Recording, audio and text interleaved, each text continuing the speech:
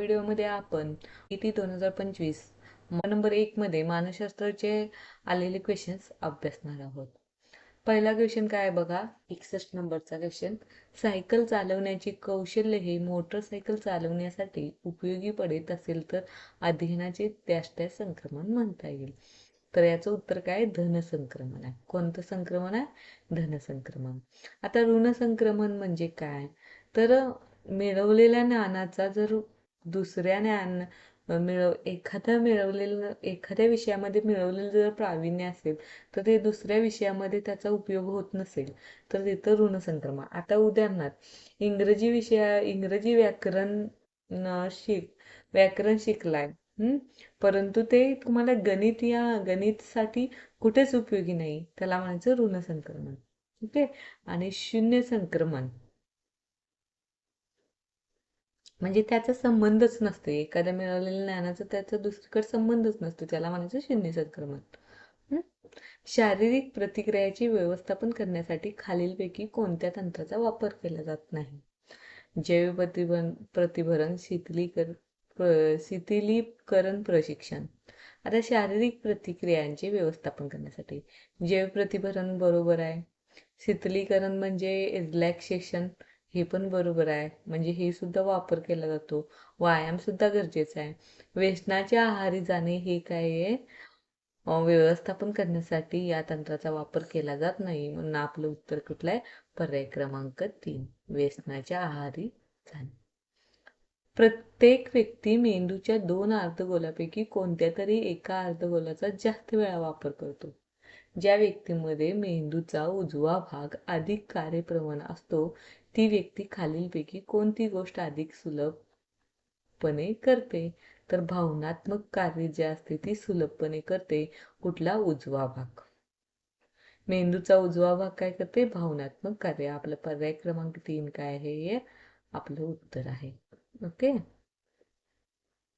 पर्याय क्रमांक 3 हे काय आहे, आपलं उत्तर आहे. सॉरी, काय आहे, पर्याय क्रमांक 3 हे आपलं उत्तर आहे.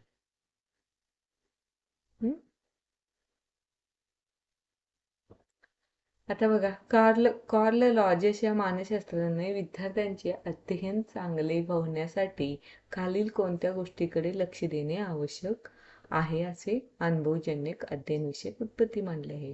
तर अध्ययनार्थीच्या मनात अध्ययन संबंधीची भीती वाटली पाहिजे.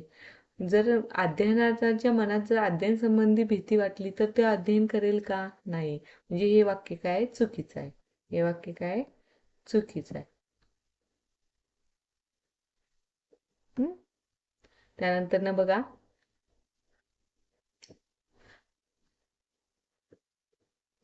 अध्ययन स्त्रोत विद्यार्थ्याच्या दृष्टीने प्रतिकूल असावे, हे पण चुकीचं आहे. तर प्रतिकूलच्या जागी काय पाहिजे होतं, अनुकूल असावे. असं जरी असतं तर आपलं हे वाक्य बरोबर आलं असतं.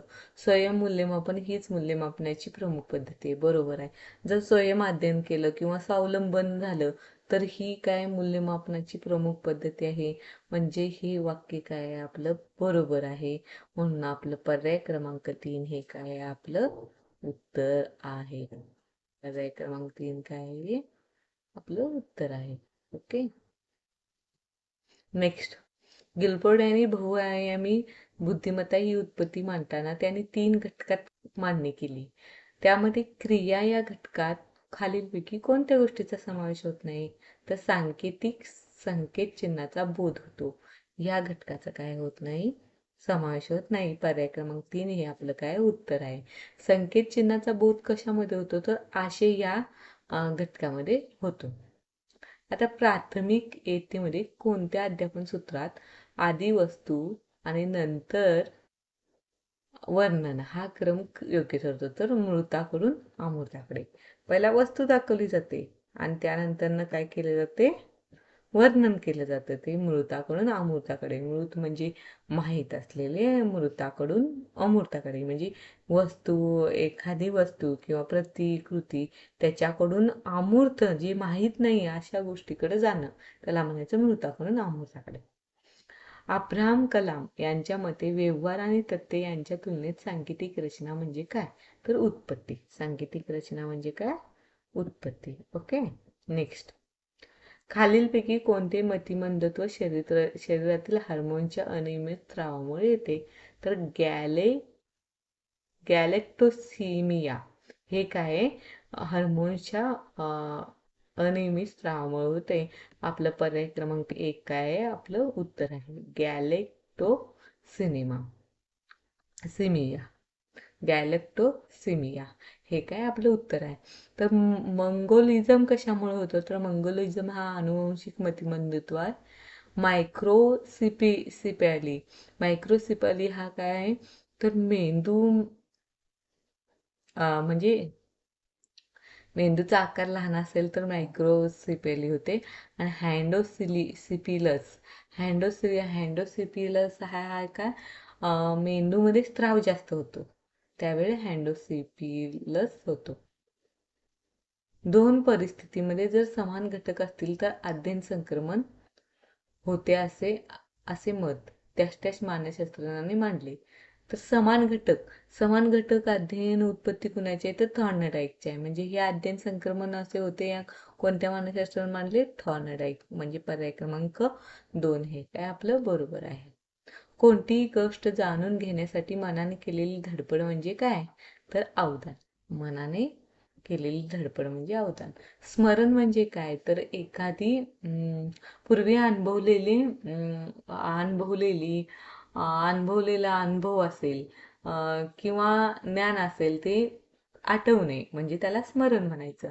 धारणा म्हणजे काय? एखादे ग्रहण केलेले आहे ते लक्षात ठेवणे, टिकवून ठेवणे त्याला म्हणायचं धारणा. आणि संवेदना म्हणजे एखादी वस्तू वगैरे म्हणजे बोध होणे त्याला म्हणायचं संवेदना. अनुभव त्याला म्हणायचं संवेदना. आता ब्लूमच्या वर्गीकरण टॅक्सोनोमी शास्त्रज्ञाच्या मते मूल्यमापनाच्या त्रिकोणाच्या शिरोबिंदूला काय आहे? तर मूल्यमापनाच्या त्रिकोणाच्या शिरोबिंदूला काय उद्दिष्टे आहे?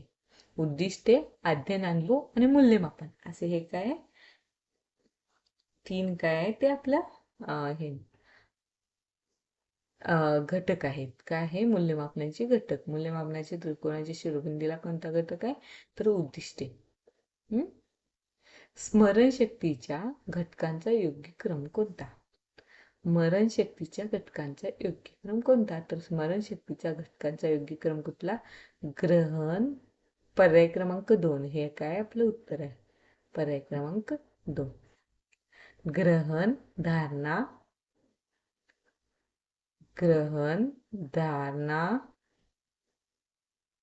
धारणा, प्रत्यावहन आणि प्रत्याभिज्ञान हे काय आपलं पर्याय क्रमांक 2 हा काय त्याचं उत्तर आहे.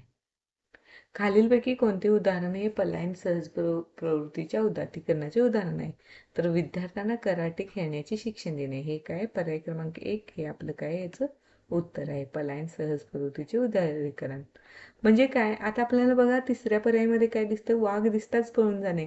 म्हणजे तिथं सुद्धा पलायनची क्रिया झाली, परंतु आपल्याला पुढे काय होतं? सहज प्रवृत्तीचे उदात्तीकरण म्हणजे त्या घटकेला विरुद्ध करायचं आहे, पळून जायचं आहे तिथं नाही. मग तिथं जर कराटे खेळण्याचे शिक्षण घेतलं तर तिथं विरोध न करता धैर्याने आपण सामोरं जाईल.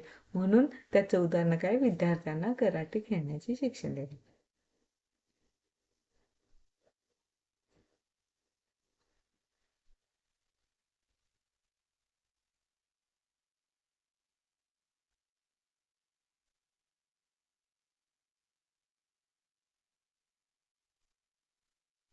आपण इथपर्यंत थांबू.